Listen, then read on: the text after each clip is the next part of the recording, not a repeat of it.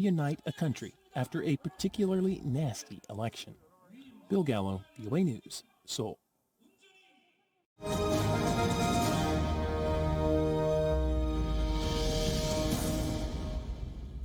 And for more on these developments, going back across now to Voice of America correspondent Jessica Stone, who's with us.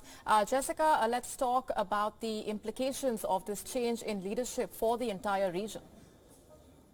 Yeah, the Quad, of course, is made of the United States, and South Korea, while not a member, certainly impacts the general accomplishments of the region in terms of its relation. We are hearing from Yoon that he wants to have a closer relationship with the Quad, that he, as Bill reported there, wants to have a tougher take on North Korea and a tougher stance on China. And one of the ways he's showing that is that he is actively looking for more concessions from North Korea in those talks. He's also trying to order more of those THAAD anti-ballistic missile systems from the United States, which would be able to shoot down potential munitions from North Korea or anywhere from the north.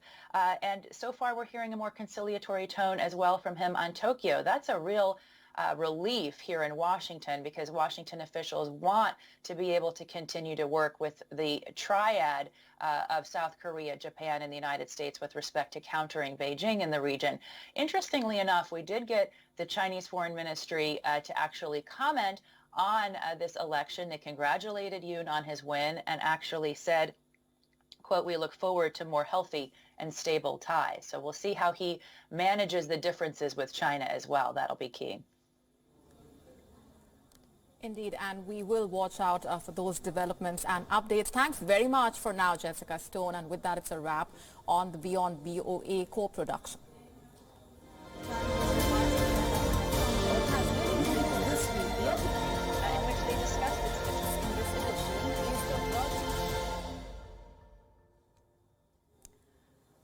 Let's now cut straight to the President of the European Council speaking on the Ukraine crisis. And progress will be made further. Third point that I'd like to mention, the importance of consolidating our economic base. Europe is there to work in the interest of peace, security and prosperity. There's an economic pillar, in other words. So it's up to us, it's up to our generation to take decisions today that are going to make that economic base far more robust, far more resilient. And here I can refer to what we've done in the area of health. We've seen with COVID how important it is to coordinate even further. And there's also the ambition linked to the semiconductors, chips, raw materials, critical materials, and of course the vital need to continue to be committed to innovation, particularly technological innovation. So just in a few words, that's what I can say about these very significant decisions that have been taken today. And there's a real awareness shared by all of the leaders of Europe here in Versailles.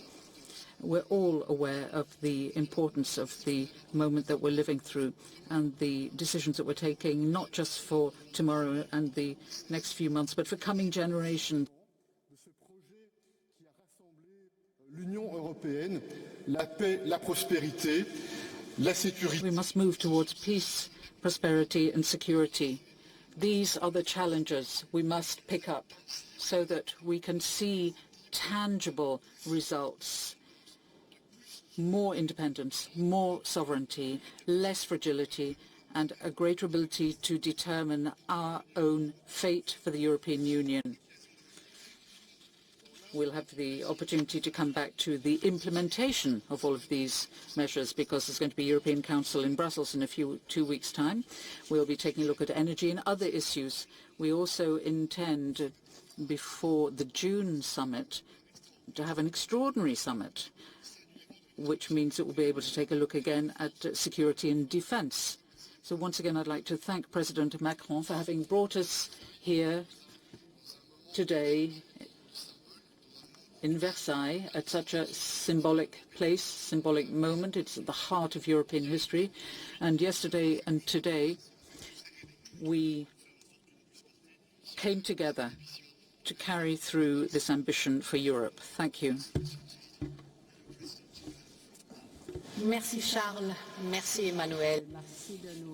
Thank you, Charles. Thank you, Emmanuel. Thank you for hosting us in such a historic site. We're talking about the future of Ukraine and the future of the European Union and our democracies. And it is that history that is being written as I speak.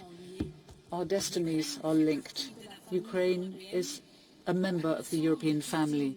Putin's aggression against Ukraine is an aggression, an attack against all the principles that we hold dear. It's an attack against democracy, against sovereignty of states, against the freedoms of a people to choose its own destiny and shape its own future. The way in which we respond today to this odious attack by Russia against Ukraine will determine the future of Ukraine and also the future of our Union, and going beyond that, even the future of the entire European continent. So let us remain faithful to the principles that have been our guiding principles in our common responses to date. It's responsibility, unity, solidarity and determination.